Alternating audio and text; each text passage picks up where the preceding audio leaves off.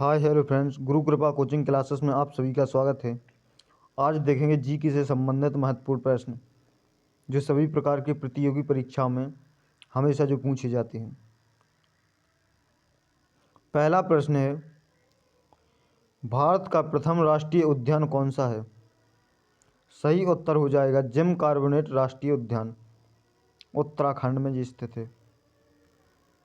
अगला क्वेश्चन है, Jim Corbett का पुराना नाम क्या है? सही उत्तर हो जाएगा हेली नेशनल पार्क। अगला प्रश्न है, देश में सबसे अधिक राष्ट्रीय उद्यान कहाँ हैं? सही उत्तर हो जाएगा मध्य प्रदेश में।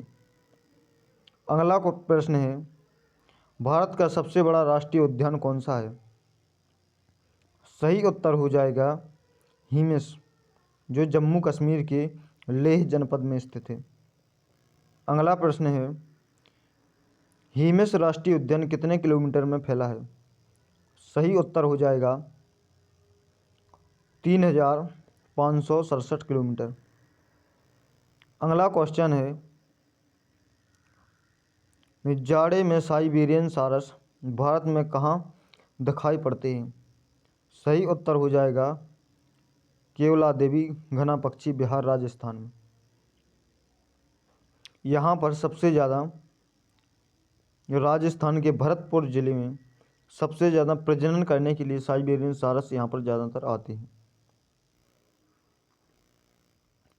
अगला क्वेश्चन है, सरिस्का भारत के बाघ अभयारण्य की स्थापना किस वर्ष हुई थी?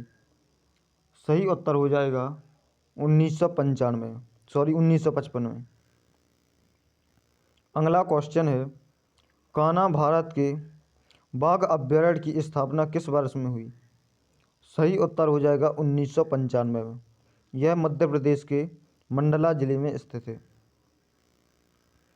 अगला क्वेश्चन है, कॉर्बेट भारत के बाघ अभयारण्य की स्थापना किस वर्ष हुई थी? सही उत्तर हो जाएगा 1957 में। अगला क्वेश्चन है, दुगदुवा भारत के बाघ अभयारण्य की स्थापना कब हुई थी? सही उत्तर हो जाएगा 1958 में। अगला क्वेश्चन है, बांधवगढ़ भारत के बाघ अभयारण्य की स्थापना किस वर्ष हुई थी? सही उत्तर हो जाएगा 1967 में। अगला क्वेश्चन है, रणथंभौर भारत के बाघ अभयारण्य की स्थापना किस वर्ष हुई थी? सही उत्तर हो जाएगा 1973 में।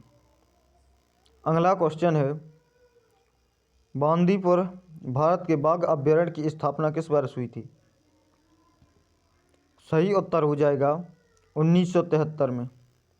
अगला क्वेश्चन है, मानस भारत के बाघ अभयारण्य की स्थापना किस वर्ष हुई थी? सही उत्तर हो जाएगा 1973 में। अगला क्वेश्चन है, मेलघाट भारत के बाघ अभयारण्य की स्थापना किस वर्ष हुई थी? सही उत्तर हो जाएगा 1973 में। अगला क्वेश्चन है, पलाम भारत के बाघ अभयारण्य की स्थापना किस वर्ष हुई थी? सही उत्तर हो जाएगा 1973 में। अगला क्वेश्चन है, सिमलीपाल भारत के बाघ अभयारण्य की स्थापना कब हुई थी? सही उत्तर हो जाएगा 1973 में। अगला क्वेश्चन है, सुंदरबन भारत के बाघ अभयारण्य की स्थापना किस वर्ष हुई थी? सही उत्तर हो जाएगा 1973 में। अगला क्वेश्चन है, पेरियर भारत के बाघ अभयारण्य की स्थापना किस वर्ष हुई थी? सही उत्तर हो जाएगा 1978 में। अगला क्वेश्चन है, नागा अर्जुन सागर के बांध अभयारण्य की स्थापना किस वर्ष हुई थी? सही उत्तर हो जाएगा 1982 में। अगला क्वेश्चन है, बक्कासा सागर के बाघ अभयारण्य की स्थापना किस वर्ष हुई थी? सही उत्तर हो जाएगा 1982 में। अगला क्वेश्चन है, नामदफा के बाघ अभ्यारण्य की स्थापना किस वर्ष हुई थी? सही उत्तर हो जाएगा 1982 में। अगला क्वेश्चन है, इंद्रावती के बाघ अभ्यारण्य की स्थापना किस वर्ष हुई थी? सही उत्तर हो जाएगा 1982 में। अगला क्वेश्चन है, बेतला के बाघ अभ्यारण्य की स्थापना किस वर्ष हुई थी? सही उत्तर हो जाएगा 1986 में। अगला क्वेश्चन है, मुंडन नाथुरिया कालखंड के बाघ अभ्यारण्य की स्थापना किस वर्ष हुई थी? सही उत्तर हो जाएगा 1988 में। अगला क्वेश्चन है, वाल्मीकि के बाघ अभ्यारण्य की स्थापना किस वर्ष हुई थी? सही उत्तर हो जाएगा 1989 में। अगला क्वेश्चन है, तड़ोवा अंधेरी के बाघ अभ्यारण्य की स्थापना किस वर्ष हुई थी? सही उत्तर हो जाएगा 1993 में। अगला क्वेश्चन है, पन्ना के बाघ अभ्यारण्य की स्थापना किस वर्ष हुई थी? सही उत्तर हो जाएगा 1994 में। अगला प्रश्न है, दफ्फा के बाघ अभ्यारण्य की स्थापना किस वर्ष हुई थी? सही उत्तर हो जाएगा 1994 में। अगला क्वेश्चन है, भद्रा के बाघ अभ्यारण्य की स्थापना किस वर्ष हुई थी? सही उत्तर हो जाएगा 1998 में। अगला क्वेश्चन है, पेंच के बाघ अभ्यारण्य की स्थापना किस वर्ष हुई थी? सही उत्तर हो जाएगा 1998 में।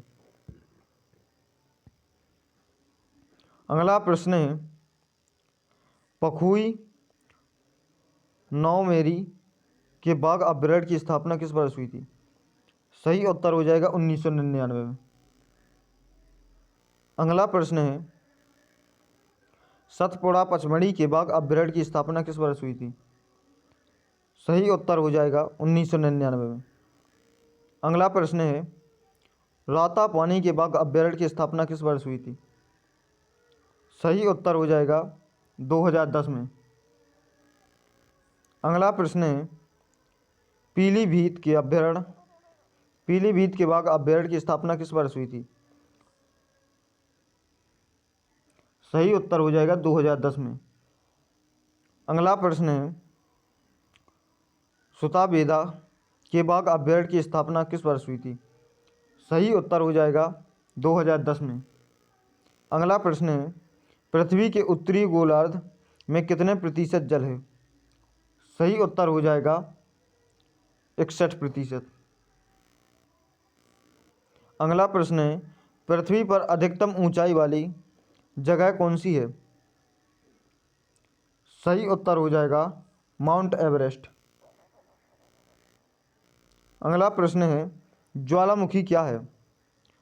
सही उत्तर हो जाएगा जब पृथ्वी का पिघला हुआ पदार्थ लावा, राख, जल वाष्प, ठोस पदार्थ तथा अन्य गैसें किसी छिद्र या दरार से बाहर निकलती हैं तो उसे ही ज्वालामुखी कहते हैं।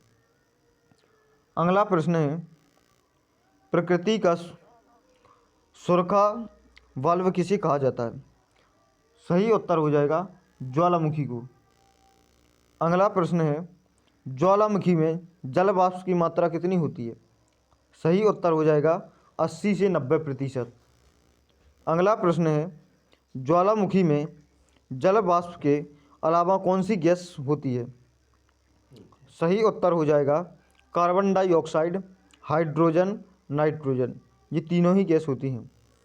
अगला प्रश्न है, धरती के नीचे ज्वालामुखी के तरल पदार्थ को क्या कहते हैं? सही उत्तर हो जाएगा मैग्मा। अगला प्रश्न है, धरती के ऊपर आने के बाद ज्वालामुखी तरल पदार्थ को क्या कहते हैं? सही उत्तर हो जाएगा लावा। अगला प्रश्न है, सिंडर किसे कहते हैं? सही उत्तर हो जाएगा हवा में उड़ा हुआ लावा जब ठंडा होकर छोटे टुकड़ों में बदल जाता है उसे ही सिंडर कहते हैं। अगला प्रश्न है, ज्वालामुखी कितने प्रकार के होते हैं? सही उत्तर हो जाएगा ज्वालामुखी 3 प्रकार के होते हैं।